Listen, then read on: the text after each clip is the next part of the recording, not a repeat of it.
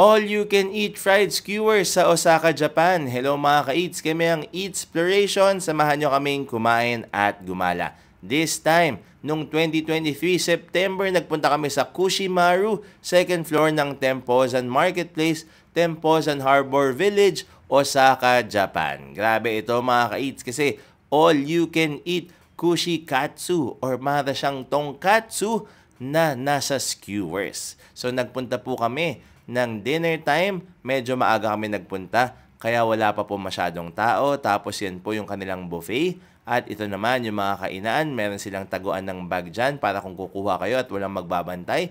Tapos ito po yung mga dips and sauces na pwede nyong i-dip yung mga naluto ninyo.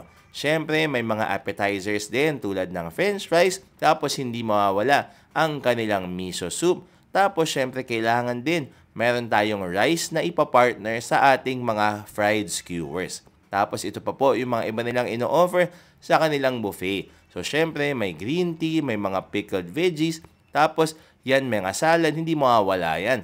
Tapos meron din sila nitong mga fruit salad din po ata yan. Para panghimagas po mamaya after ninyong kumain. Tapos yan naman self-service po lahat, spoon and fork, pangbata, lahat po. Tapos ketchup, mayo, tapos meron din silang soft-served ice cream.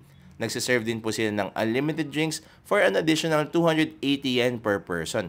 Ito po lahat ng ino-offer nilang skewers. Meron mga meat, meron mga gulay, may mushroom, may balls, may takoyaki, may parang wagyu cubes pa, merong siomai, at iba pa. Lahat po yan kasama po sa unlimited all-you-can-eat kushikatsu na kakainin ninyo. Ito po yung mga ibang appetizers, mga ka-eats. Ito yung first plate natin. Lulutuin na natin, papakita ni Bianca.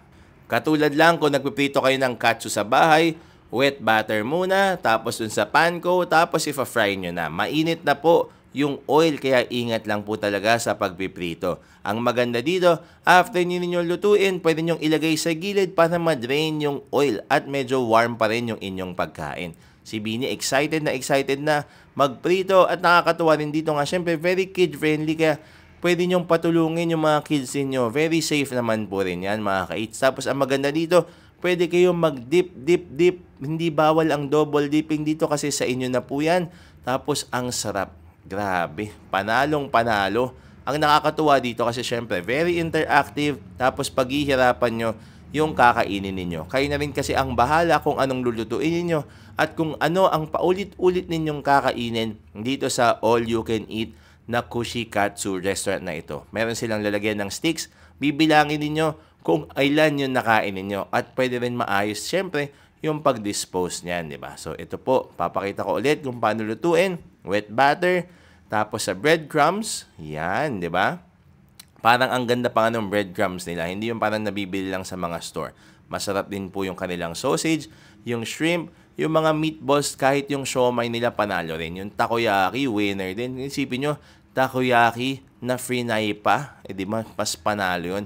Ang nagustuhan talaga namin dito, syempre, yung pork belly, yung wagyu cubes, yung shrimp.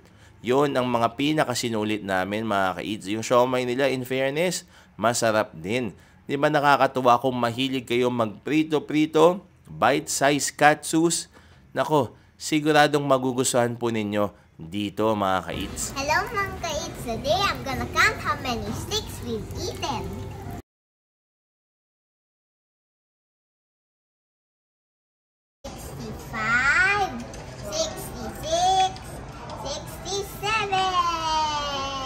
Naka 67 na skewers kami mga ka-eats. So after 70 minutes, yun na, magbabayad na tayo. Pero ito po pala yung kanilang bar na kung saan makakuha ka ng wet butter at panko. Ito po yung total ng binera namin dito sa Kushimaru. Until next time po, bye-bye!